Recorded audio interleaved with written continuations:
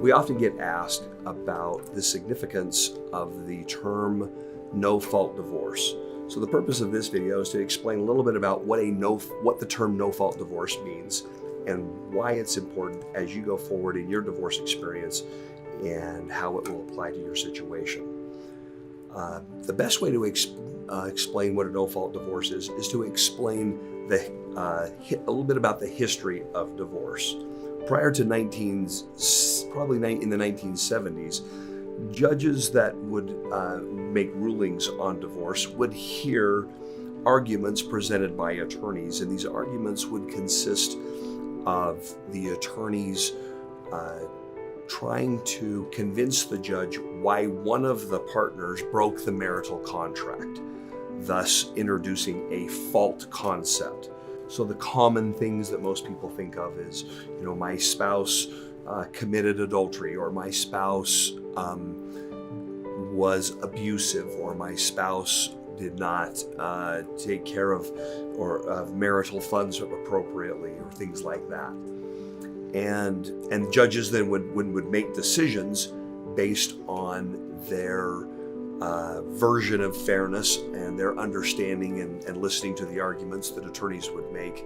And they would make decisions on allocating different funds, sometimes decisions regarding custody. The problem with that model is that it's very, very difficult to determine which party is truly at fault when it comes to breaking the marital contract. Let me use this example to try to illustrate that. If a couple, for instance, if a wife hires an attorney and that attorney obtains evidence, a video of the husband having an inappropriate sexual relationship with another woman, and it's absolutely conclusive, it cannot be in any way debated that is not him having that inappropriate relationship, that attorney would take that video to the judge in the courtroom and say, "Your Honor, we have incontrovertible evidence that my client's husband was having sex with another person, and thus they have broken the marital contract." Well, you would think that would be an open shut case. The judge would review the video and say, adultery has been committed, and therefore he broke the marital contract, and because of that, she is going to get more of this and more of that. Well, his attorney will stand up and say, "Your Honor, we stipulate," meaning we agree. We won't even argue. That video is in fact my client, and yes, he did commit adultery. But we're going to argue, Your Honor, that he was in an emotionally abusive relationship. And we have 10 expert witnesses in the courtroom today that are all going to testify that he has been subjected to an alienation of affection, and that emotionally she has bludgeoned him, and that in fact she is the one that broke the marital contract long before he did, and that his actions were simply a result of him attempting to try to cope with the depression that resulted from her abusiveness.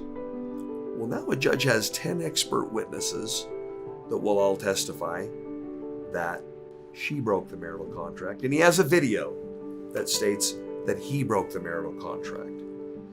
That problem became so pervasive that one by one, each of the states adopted the no-fault divorce principle, which says judges are not going to any longer consider fault when making decisions in divorce cases.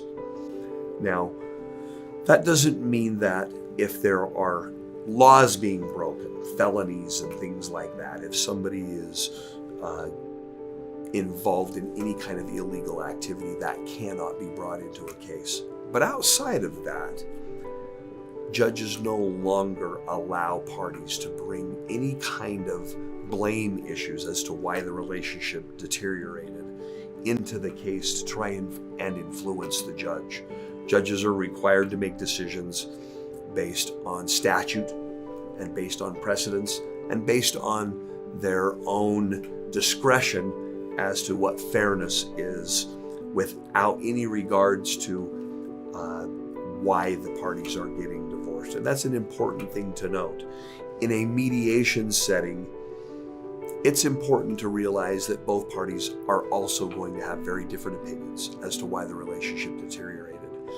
And if either party is hoping that fault is going to be factored in, whether it's a litigated divorce or a mediated divorce, they probably are going to be let down, because it's impossible to ever determine fault, because the other party can always cite something else, and it's too subjective. So that's how no-fault divorces came about, and now all 52 states have adopted no-fault divorces. So no longer are you allowed to bring any kind of fault into a case when arguing before a judge, and it's also not allowed in mediations as well.